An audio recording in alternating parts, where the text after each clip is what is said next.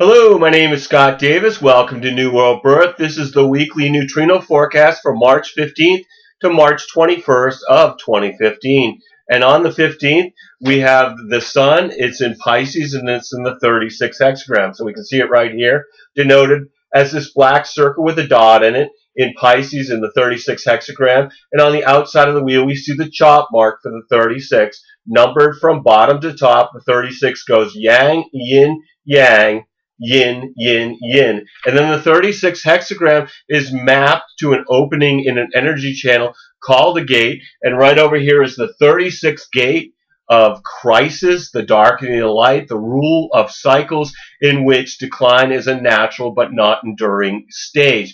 Located in the solar plex center in an abstract collective energy path in the sensing circuit called the channel of transitoriness, a design of a jack of all trades that connects to the 35th gate of change, progress. By design, progress cannot exist in a vacuum and is dependent on interaction. And I found human design to be amazingly accurate in describing the person that I use it as my primary tool when I provide readings. And we've got the following activated gates on March 15th.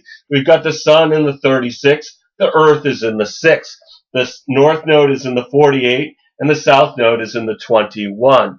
Mercury is in the 55th gate, with Venus in the 3rd gate, and Mars is in the 51st gate along with Uranus. Jupiter is retrograde in the 7th gate. Saturn is newly retrograde in the 34th gate, and Neptune is in the 37th, and Pluto is in the 54th gate. So obviously not every gate activation forms a channel, but this information can be very helpful if you know your own human design chart, because some of these transits will form channels with potentials in your personal body graph. And the neutrino forecast is basically a weather report. No matter what the weather, your individual strategy and authority is the correct choice to have an authentic experience regardless of the program. As Ra Uru said, whatever the weather is going to be, you have your neutrino umbrella. As long as you're experimenting with your strategy and authority, the weather is for your pleasure. And as we begin the week, we have no channel definitions due to the transit field. We're going to be looking at the sun's Ravi-Ching line values daily because 70% of the neutrinos we receive come from the sun. And as Ross said in Living with the Program, the lines of the day, when talking about these daily shifts of line values, he said, we can always take advantage of the themes of the day. If your strategy and authority doesn't lead you in that direction, you can always notice how the program is affecting others in your environment. So let's get started. On March 15th, we've got the sun. It's in the 2nd line of the 36. So it's in the hermit line of the 36. The sun in the 36-2 is support, assistance to others in times of decline. Exalted, the application of imagination to schemes which benefit others, feelings that can benefit others in times of crisis. Detrimented, the more practical and individual assistance, but only when unavoidable and not as a general principle. Selective assistance in crisis. And second lines are the hermit. You know, people are waiting for something. They're waiting to be called for their natural talents. It's lower trigram, so people are really kind of focused on themselves. And because this is the line of the hermit, it might not be a great day to have a big social event because folks would probably rather stay home. Later on the 15th, the sun moves into the 3rd line, up into the martyr line of the 36. This shift happening at 6:08 a.m. Eastern Daylight Time. The sun in the 36-3 is transition, the point at which decline has exhausted its power. Exalted, the ability to establish a new order out of the ashes of the old. The emotional depth to endure crisis and embrace change. Detrimented, the tendency in renewal to try and simulate the remains of the old order into the new, with the risk that it may rise against the new once it has regained its strength. The embrace of change, but with the feelings that will not let go of the past. 3rd line days, the martyr line, we're talking about a trial and error process, bonds made and broken, a system of discovery by figuring out what doesn't work. And on third line days, things bump into us. So we want to be careful of on the roads and careful of swinging doors or elbows or things of that nature. It might be a day when we have bonds made or bonds broken. It's a good material day. Could be a good day for business and work on the material plane. But you got to be careful because things can go wrong. But those things are here to lead us to discovery.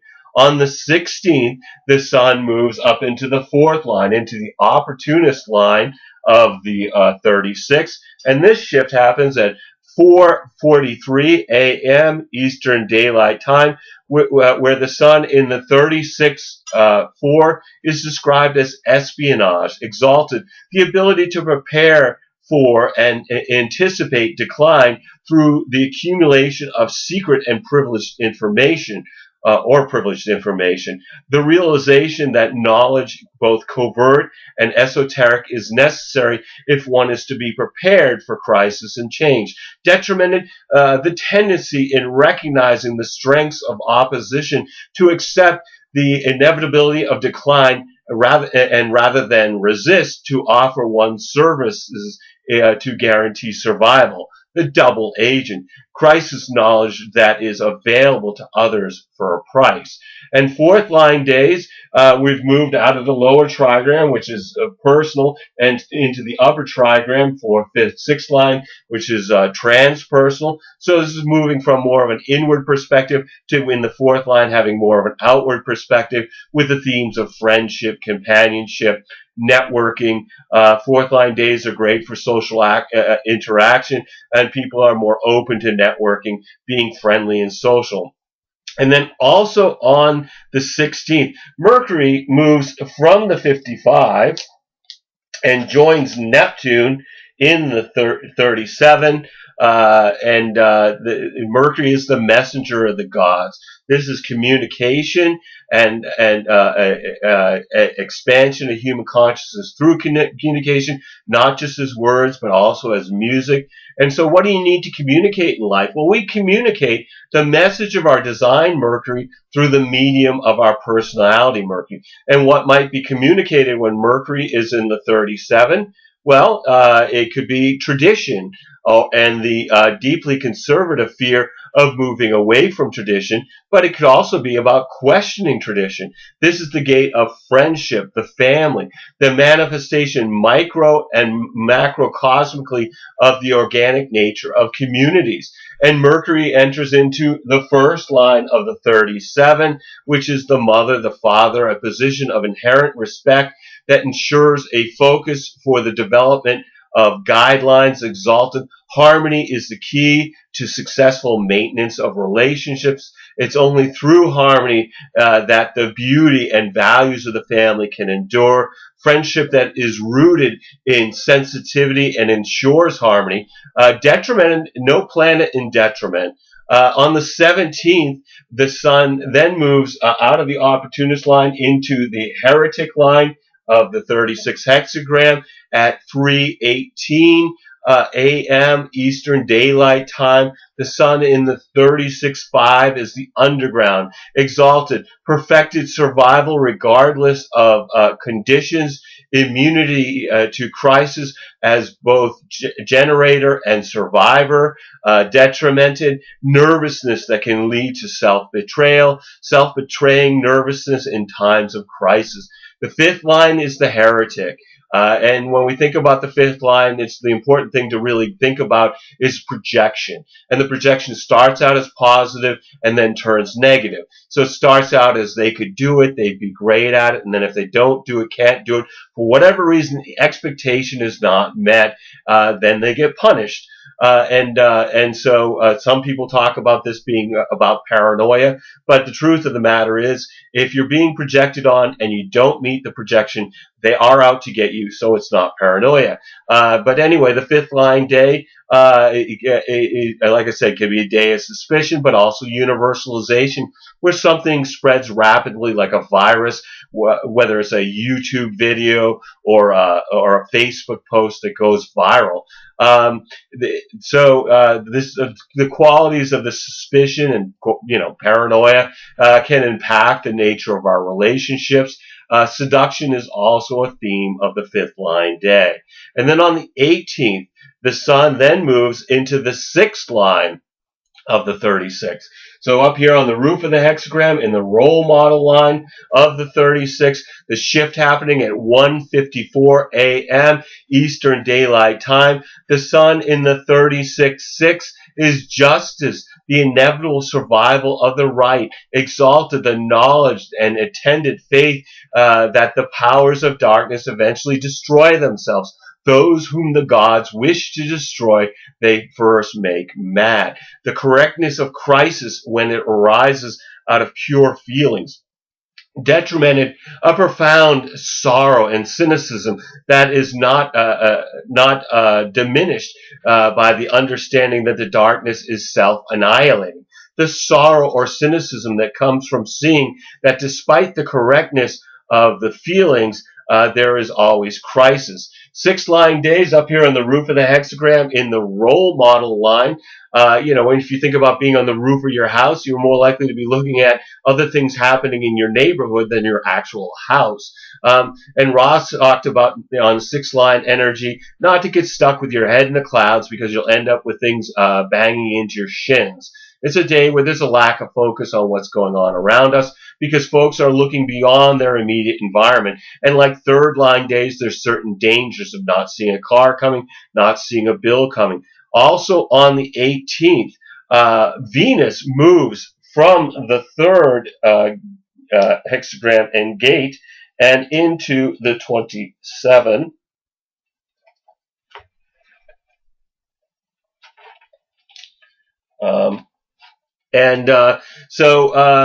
Venus in the 27. Let's first of all talk about Venus. Venus is very powerful and deeply misunderstood, according to Ra. It brings morality, natural law in which we deal with the other and the consequences of the world around us. What disturbs you on a moral level. Your design and personality, Venus tells you about the moral dilemma that you're going to work with in your life. And then if you don't act with moral clarity, Venus can be unkind in its retribution. In the 27, Venus is about caring, nourishment, the enhancement of the quality and substance of all activities through caring. Venus in the first line of the 27 is selfishness, exalted the ego-driven first law of caring for oneself is not necessarily at the expense of others. The power to care for oneself first. Detrimented envy and its attendant misfortunes, the power of selfishness that is manifested through envy. And then on the 19th, the sun moves out of the 36, and the earth moves out of the 6, with the earth moving into the 46, and the sun moving into the 25. And so with that, we have a defined G center and a defined ego center. And put south node back on the 21 here. Keep Venus in its spot. So anyway, let's talk about the 46, where the Earth is.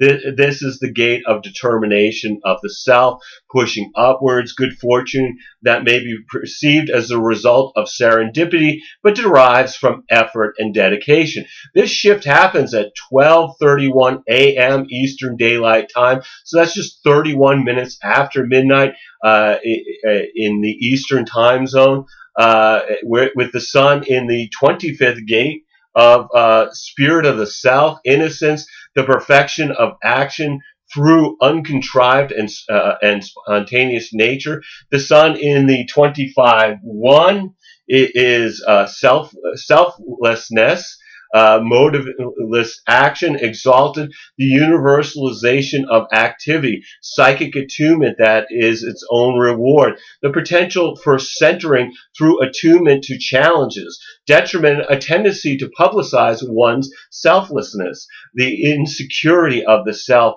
manifested in times of challenge. So now we're in a new hexagram in the first line. Again, first, second, third lines, lower trigram.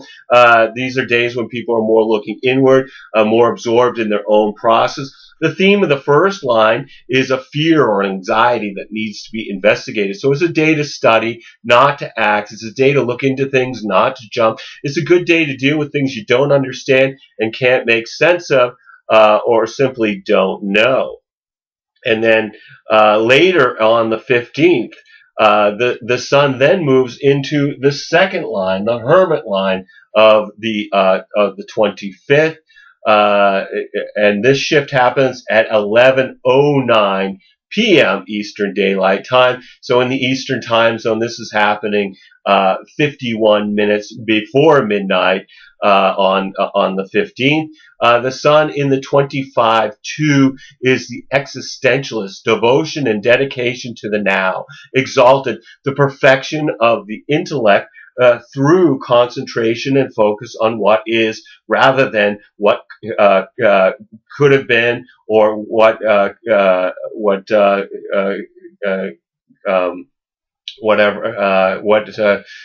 is not now, for instance.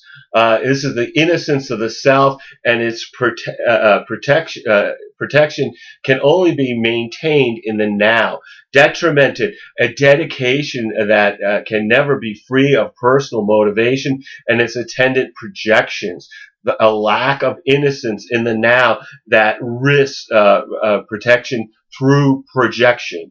And second line days, as we talked about before, this is the line of the hermit, the natural. So people are waiting to be called. Again, it's folks are more likely just to want to stay in their hermitages and homes rather than engage in social events. On the 19th, Mars moves from the 51st hexagram. It's leaving behind Uranus, and it moves into the 42.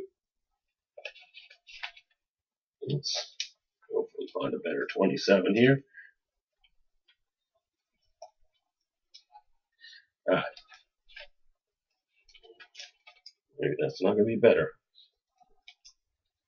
All right. So anyway, let's get to Mars. Mars in mythology was the warrior archetype, and so we've got Mars moving into the 42. One more thing. Also on the 19th, Jupiter moves, and Jupiter, of course, is retrograde, so it's moving backwards from the 7 to the 33. So let's get that up there. So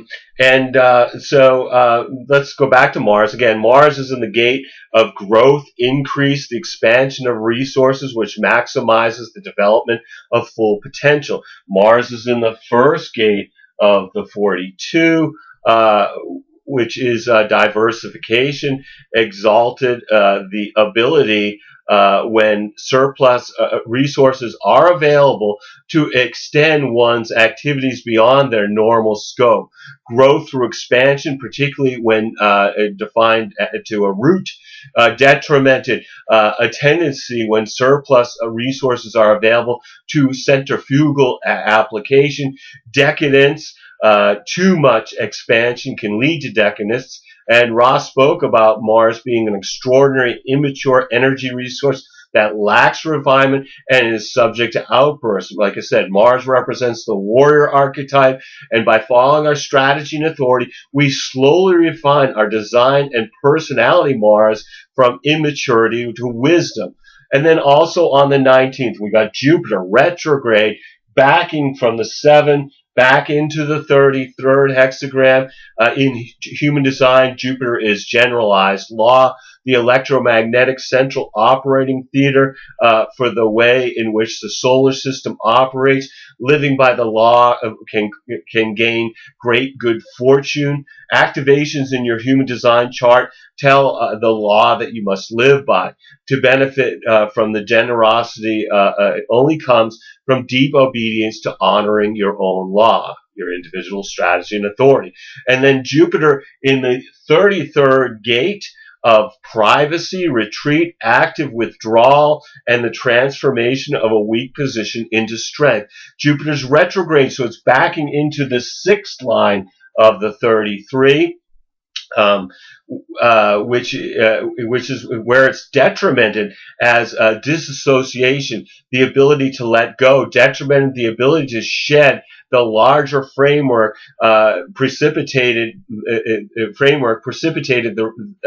larger framework that precipitated the retreat, leaving nagging doubts that hamper revitalization, the inability to completely let go. And with the Sun in the 25th gate and Uranus in the 51st gate, we've got the channel of initiation, a design of needing to be first until the 24th, where we might experience some sort of leap into the unknown.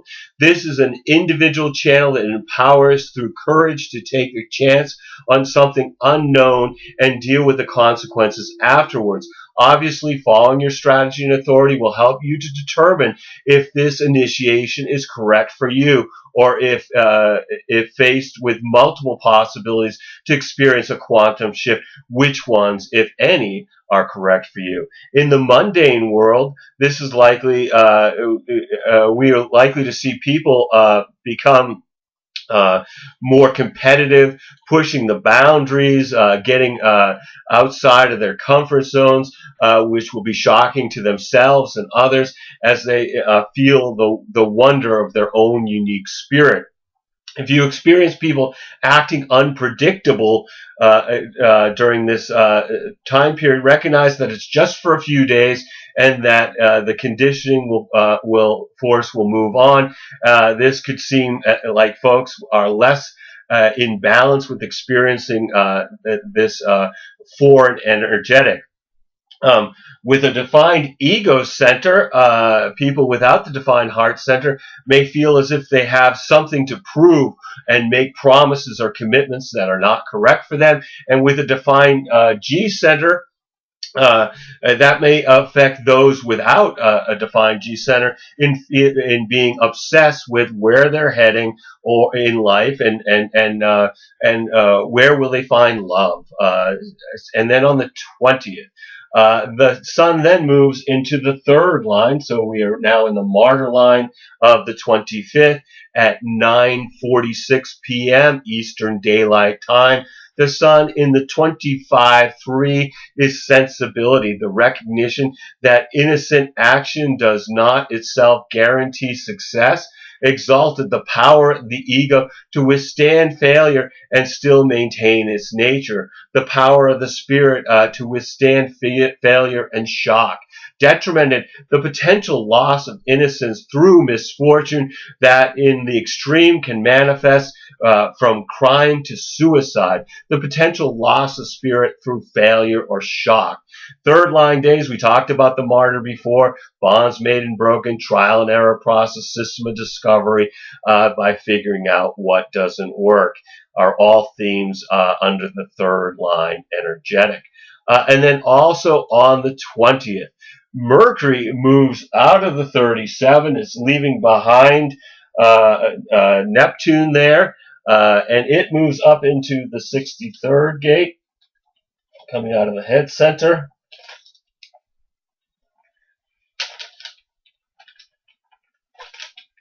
And we've talked about Mercury before being about communication. So what might be communicated? Well, Mercury is in the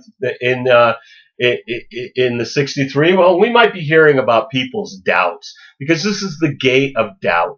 After completion, in the spiral of life, all endings are beginnings. And Mercury is in the 1st line of the 63. which is composure, exalted, the quality of personality, where achievement is accepted with equanimity, where continued development is allowed to take its natural course, acceptance of achievement, but doubt whether continued development will take place. Detrimented, the tendency in achievement to immediately seek new goals at the risk of destabilizing what has already been accomplished. The pressure in achievement to still doubt one's capacities and to immediately seek new goals.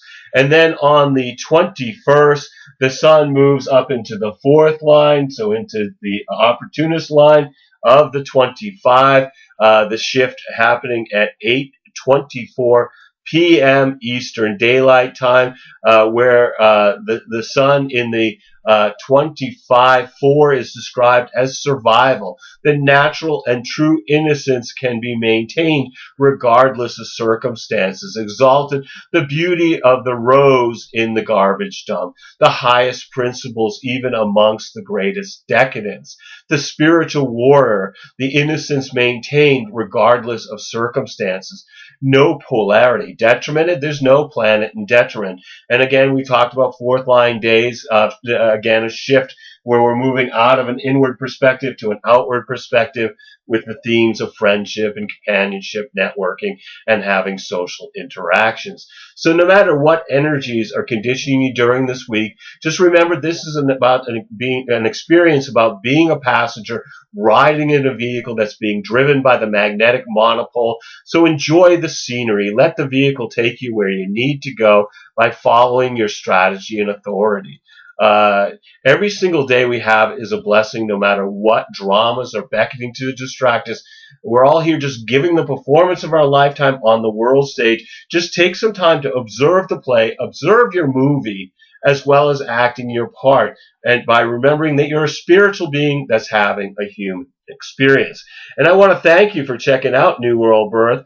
The next segment of the weekly neutrino forecast will be on March 22nd, 2015. Should be available on the 21st, when we'll continue to look at the influence of the heavenly bodies as they transit the sky and the hexagrams of the I Ching. You can check us out on Facebook, Blogger, or YouTube, as there's New World Birth presences in all those places. And I encourage you to share this information as videos or as text as widely as you choose, and I invite you to contact me at newworldbirth@yahoo.com if you've got any questions or wish to schedule a reading. If you've been thinking about getting a reading, please contact me. I would love to provide you a reading during these uncertain times. You'll need to be able to either call me in Maine in the USA, or we can connect with Skype to receive your reading. We're also accepting donations to keep these reports freely available. And you can, again, contact me at newworldbirth@yahoo.com if you'd like to make a donation. As always, I am blessed that you've taken the time to connect with my passion for these ancient mysteries and their application to our journey during this incarnation. The light in me honors the light in you. Namaste, in Lakesh, and as Ra would say, love yourself. Thanks again, and I look forward to connecting with you next week.